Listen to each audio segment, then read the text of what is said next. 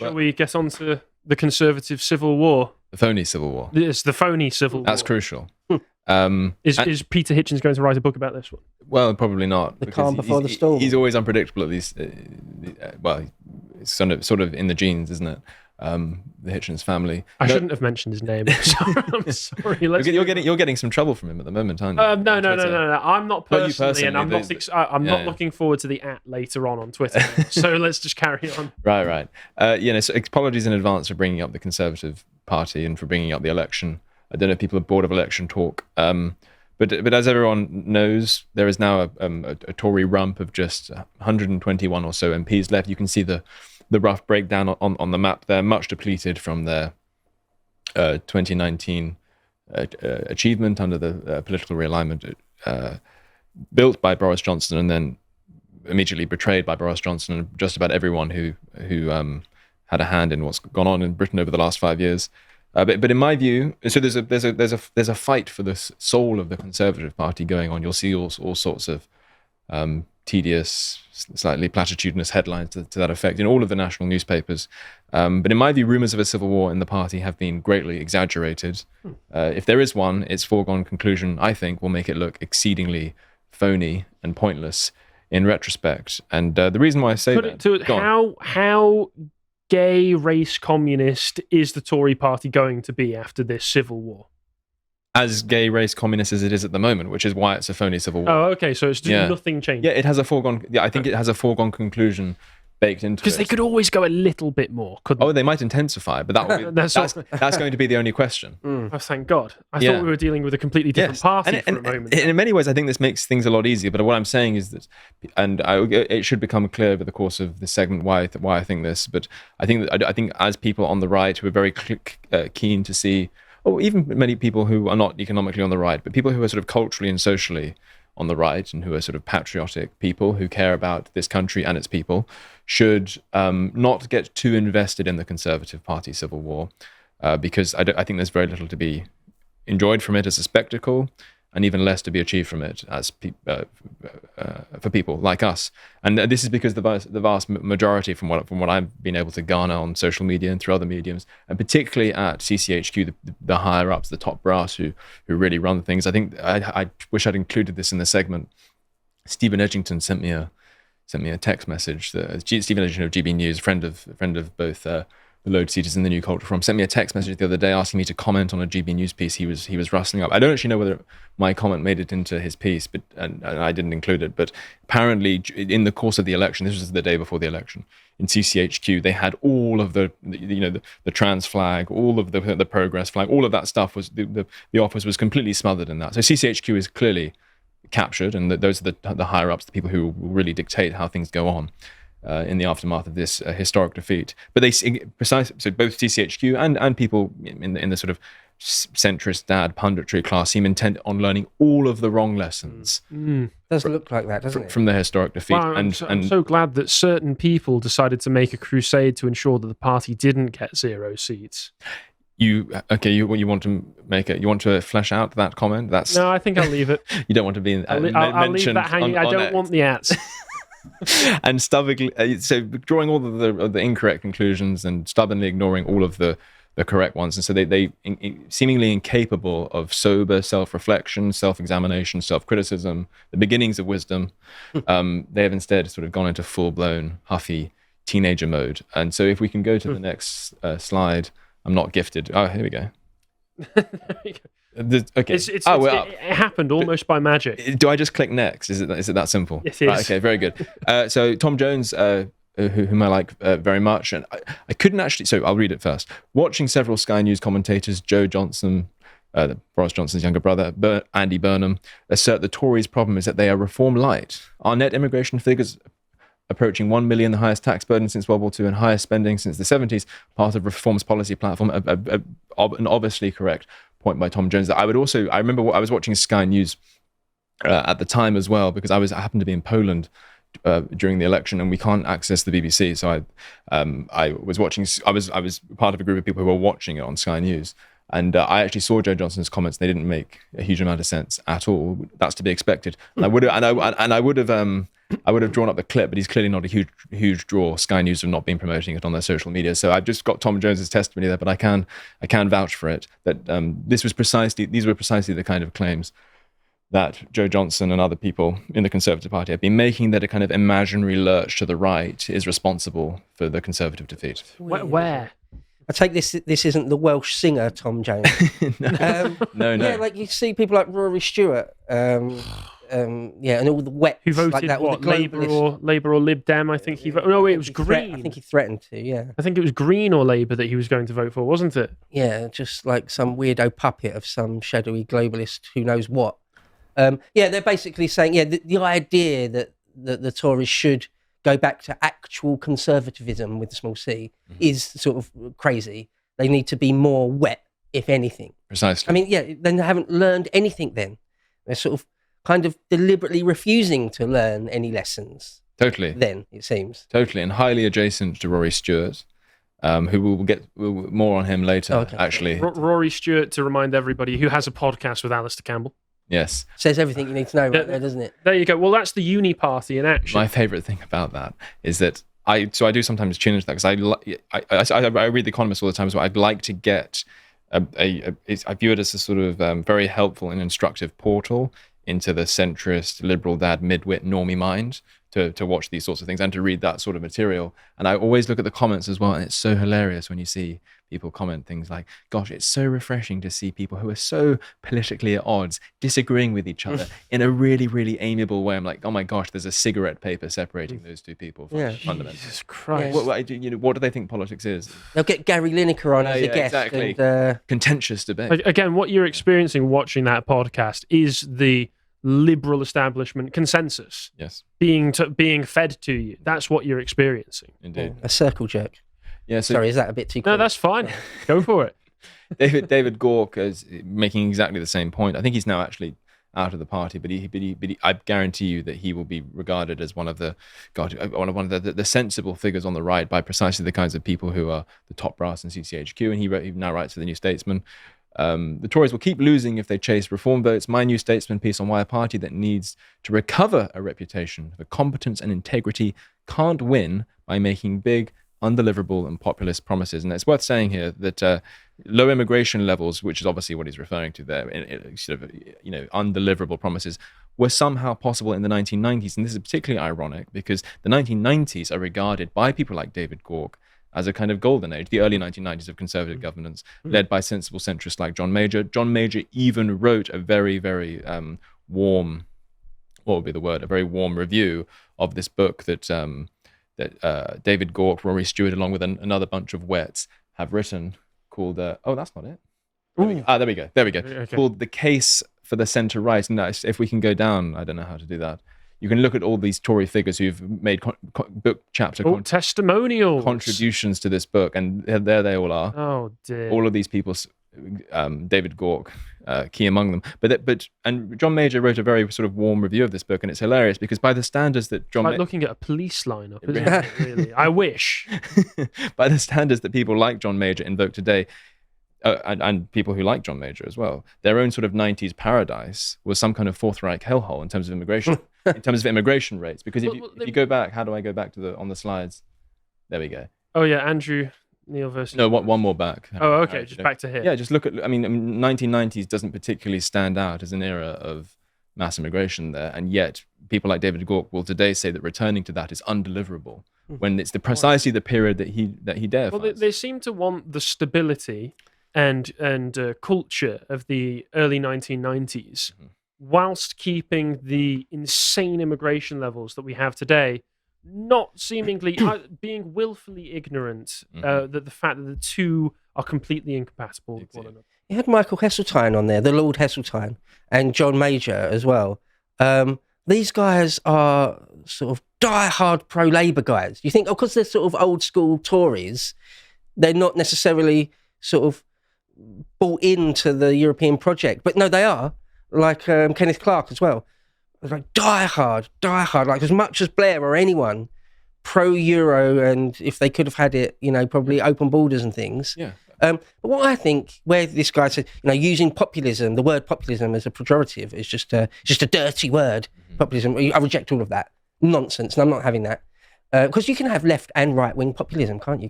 You can have sort of lefty populism. So anyway, the word in and of itself isn't a dirty word. Yes. But I think what we're missing these days, he described it as sort of undeliverable. Where we was talking in the last segment about sort of geopolitics and sort of post-war and World War II stuff. Governments used to have guts. They used to have balls. They used to have a vision where we'll change the game. We'll change the way politics is done. We'll change the map.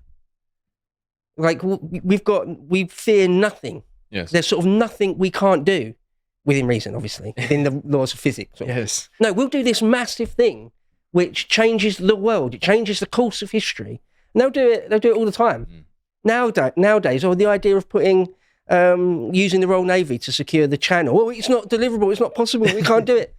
Exactly. Come on. I like how you compare it to the laws of physics as well, because it necessarily means that if they're saying that mass immigration rates like restoring mass immigration rates to levels comparable to the 1990s is it's almost as if it's on a par with a kind of climactic weather event that politicians just have to react to this. This is just the world we live in. It's clearly not true. These things are eminently controllable, and they've been and our political classes refuse to control them. Our politicians are just a completely different class of person now. The sorts of people that we're ruled by are the boring managerial types who, in any other life, would have been completely unremarkable. They're weak cowards. They're cowards. They're afraid to have a big, strong policy that the mainstream media might be angry about. Yes. They're afraid of it. They're scared of it. They really are. So this idea then that and again, an imaginary lurch to the right was going to be responsible for the Conservative Party's complete implosion. Not as much of an implosion as some of us might have liked, it must be said. But this was unconvincing even before the election. And I found this interesting. Rory Stewart was on the back foot in the face of Andrew Neil's no-nonsense questioning on precisely this point. And bear in mind, this is just before the election, a couple of days before. And Andrew Neil asks, I think, the salient questions to Rory Stewart, who so often gets away with just signalling in a way which seems intelligent, but doesn't actually make detailed points. In what way have the Tories been too right-wing these past 5 years or so, bar the Truss interregnum? Give you that one, but that was only 45 days. In what ways have the Tories been too right-wing since 2019? I think my major problem, if you forget about Liz Truss, is that Boris Johnson broke what was most precious to me about the Conservative Party, which was a sense of seriousness, a sense of integrity. I think he was a ludicrous buffoon who was casual with the Constitution, contemptuous of Parliament, and that's generally not right wing. That's that's Boris Johnson. Right. But being a conservative for me is not just about economic policies. It's about a way of viewing the world, a way of behaving in the world. Yeah, but when I look at the record of they're obviously in a bad way, but this sort of mantra, Alistair Campbell would go along with to your partner, it's such a right-wing Tory government that it needs to become. I mean, you look at it, we've already talked, taxes at a record level. That's not very right-wing. Record public spending. Well, that's not very right-wing. Record immigration.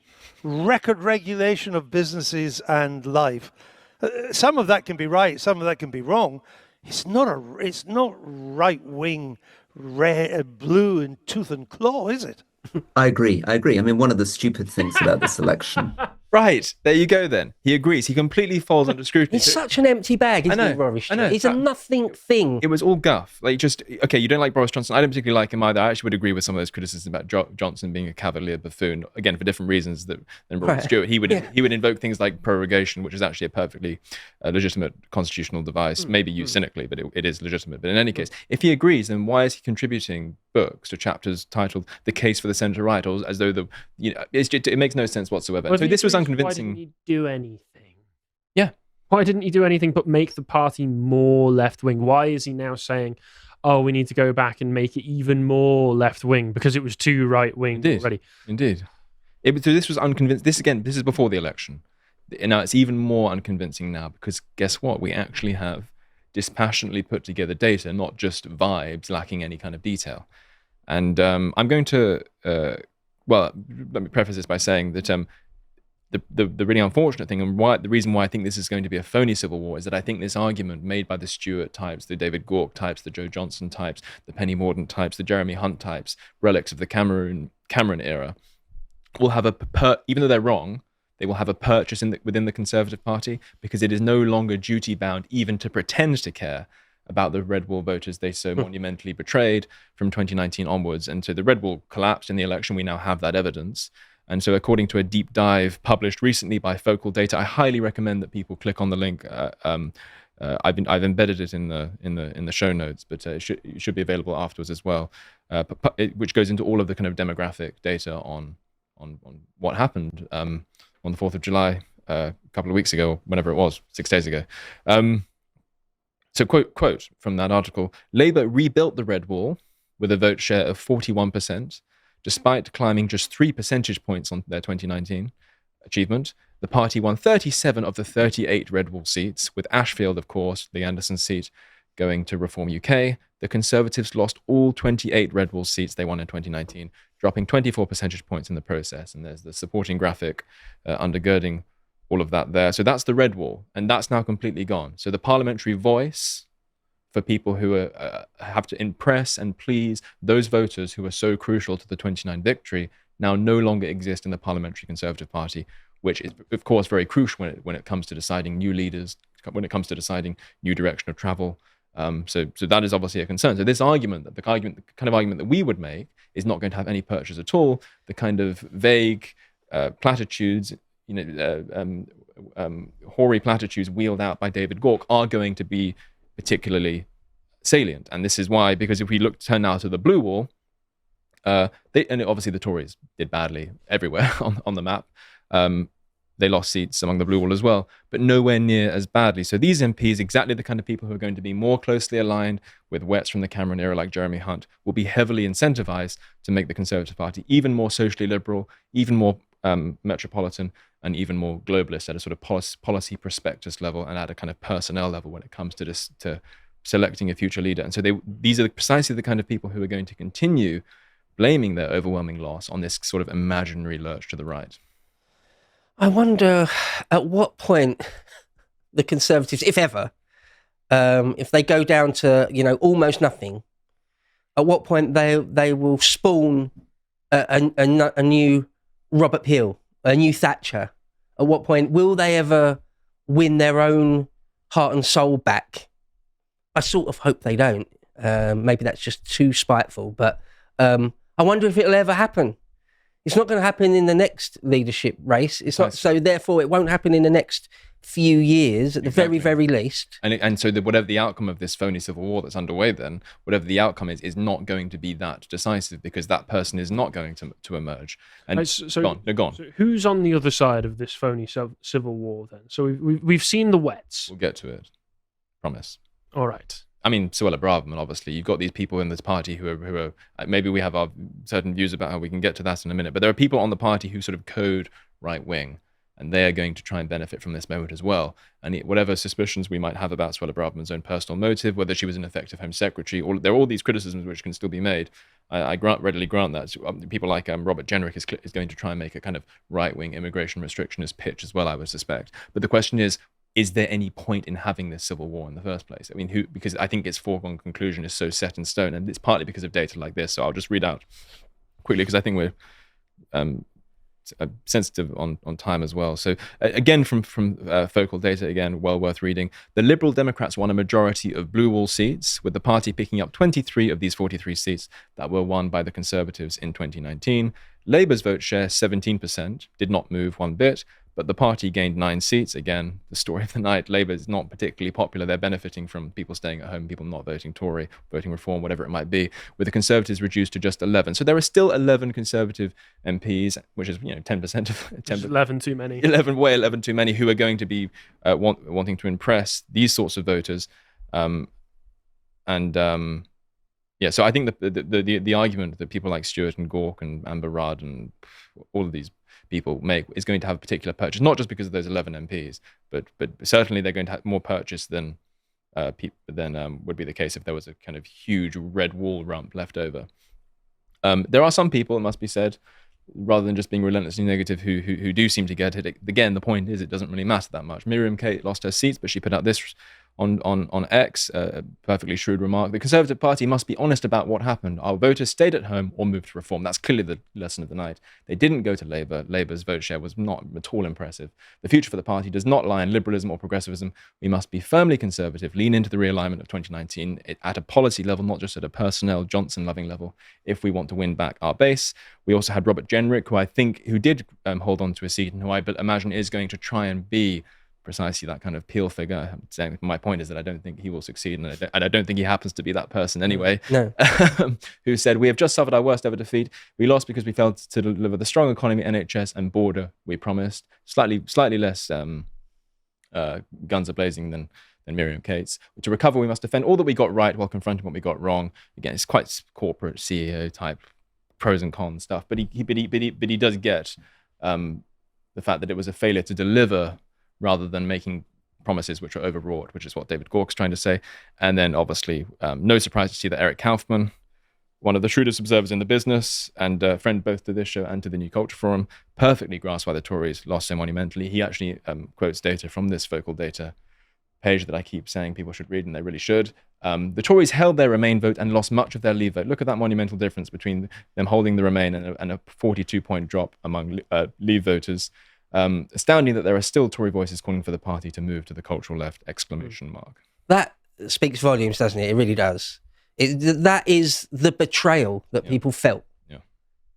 Just right there. Totally. It's interesting the Leave voters seem to have gone over to Reform, yes, but also to Labour. Yes. And that Remain voters weren't as enthusiastic about Labour, according to those figures that he was putting there as well. Indeed so. Labour are there for the taking. That's what surprises me about people still seem to like people like Suella Braverman or Priti Patel. It's like, no, they were Home Secretaries and they flooded us with foreign fifth columnists, dooming us to a sectarian future. Well, something maybe nightmarish. That was done under Priti Patel and Suella Braverman. Oh, they tried. It was the Home Office that wouldn't allow them to. I don't care. No, that was your job. That was your remit to go to war with them then, and you failed. Well, that's the one that I always bring up. That Suella Braverman, she may have talked tough, but when it came time to actually wrangling all of the people in the Home Office to do the job that they're paid without tax money for, she couldn't do it. Rishi Sunak's massive promise to stop the small boats. You didn't stop the small boats in any way, shape, or form. So that's what you get. Precisely this, and the fact that those are the main reasons for their defeat becomes so obvious when you look at the map electorally and sort of tease out certain trends. So Reform UK came second in almost 100 seats across the country. It's remarkable, isn't it? It's extraordinary. It's great. Yeah. Brilliant. Really. Roughly 2/3 of lost Tory seats had a Reform vote larger than the swing away from the Conservatives. And then Matt Goodwin also draws out many key lessons, including this one in a Substack post. Tories lost the working class. I'm not going to read all of it, but where was I going to read from? But while Boris Johnson and the Tories in 2019 won over more than half these voters, this year they only won about 1 in 4 of them, with Nigel Farage and Reform now making major inroads and winning nearly as many. Indeed, across Europe, blah, blah, blah, blah, blah. The Tories, in other words, are back to being a party that is most successful, here we go, among the economically secure middle class, having lost the earlier unique opening among the working class. This does not bode well for the party's future, given Labour's and also the Lib Dems and Greens' appeal to middle-class graduate liberals. And at the other end of the spectrum, Nigel Farage's strong appeal to the working class. This competition for working-class votes will be a major point of debate among the looming battle for the future of the British right. But as we've discovered, precisely the kind of people who are left over in that parliamentary rump have every reason to chase those sort of Labour voters, those Lib Dem voters and those Green voters, and they're going to sort of turn up their nose at Farage voters. And they're unlikely to be willing to fight a civil war on their behalf within a party, let's put it that way. It's the net result of all of this, Kemi Badenoch. Yes, I wasn't going to mention her here because she sort of warrants special treatment because she's a very, very strange one because she's one of those people, along with Suella Braverman, I would say, who kind of codes right wing but should be suspected. I actually think she's more suspicious than Braverman. I think Braverman is a little bit more sincere, though potentially ineffective. And we're focusing on Braverman for the Sure. So focusing on Braverman for the moment, I'll just truncate this a bit. So no doubt with her eyes on the Tory leadership contest, Suella Braverman has now declared kind of an all-out war. Having won her seat, she has called on the Tories to abandon quote-unquote liberal conservatism and rustle up a quote credible offer for the voters they lost to Reform UK. So she gets it at a kind of electoral level. And she even said in a recent NatCon speech, at which both Carl Benjamin and Conor Tomlinson, of course, present at the moment, we Tory ministers nominally in charge of the system completely failed. The progress flag flew over our buildings as if they were occupied territory. I wanted to scrap the unconscious bias training, which basically taught people how bad and racist Britain was. I was told that I was on the wrong side of history by my senior civil servant. I don't say this to boast or curry favour with you as an audience, but to starkly confess my failure. I couldn't even get the flag of a horrible political campaign I disagree with taken down from the roof of the government department I was supposed to be in charge of. So she's all out declaring war, and she's clearly eyeing up a kind of, at the level of rhetoric, at least, maybe at the level of substance as well, sort of right-wing takeover of the Conservative Party. But the point is, I don't think this is going to happen. That's a bit weak, isn't it? Yeah, that's very weak. It's disingenuous. I couldn't. Yeah, you could. You could have fired your top diplomats just because the Guardian and probably the Mail would say, "Oh, she's gone too far," and who they think they're a tyranny. No, she could have grabbed the Home Office by the scruff of the neck and forced the government's policy through. She didn't do it. And I don't think she'll get a second chance either. And this is the I point. hope not. Well, this is the point. I love that the message seems to be, support me, I failed. Yeah. If you want strong leadership, don't look for me because I'm bad at this. Meanwhile, of course, and the reason why I think even if she were to have a second chance, well, she's not even going to get a second chance at succeeding, is that both, as I'm sure viewers will know, Carl Benjamin and Conor Tomlinson have recently been suspended for the Conservative Party. So they seem intent seriously on learning all of the wrong lessons. I don't think Suella Braverman's bid, whether we think it's sincere or not, is going to have any kind of purchase. So I think that this stuff is a gift to any truly patriotic movement aiming to supplant the Tories over the next 5 years. In my view, though, the Conservative Party is an irredeemable political organism, certainly not worth fighting a civil war for. There's nothing to be salvaged. And once this phony civil war is over, we should waste no time devoting our energy towards more productive pursuits, and indeed, if necessary, towards more productive infighting. Based. Wonderful. I will just point out regarding the Carl and Conor thing, it's been pointed out by others, but just to have it on record on here, I think what might have really done it in for both of them, Carl especially, was calling that the party that they were members of get 0 seats. That might have done. Conor, fair to him, called for maybe 5 or 6 seats, maybe of his friends.